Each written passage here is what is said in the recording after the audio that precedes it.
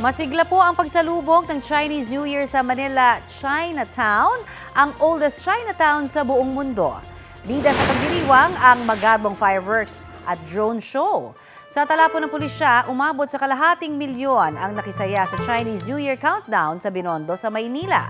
Simula kaninang umaga, dagsa na rin ang mga bisita at turista roon. Marami na nga po yung mga nag-aabang para sa Grand Thanksgiving Parade na magsisimula mamayang 2 p.m. Nagpaabot na rin po ng Chinese New Year greetings sina Pangulong Bongbong Marcos at Vice President Sara Duterte.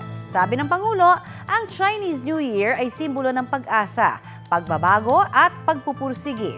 Naway magsilbi raw itong inspirasyon sa pag-abot ng mga mitiin, hindi lang para sa sarili, kundi para sa nakakarami. Sabi naman ng Vice Presidente, salubungin ng Chinese New Year na may iba yung sigla at determinasyon.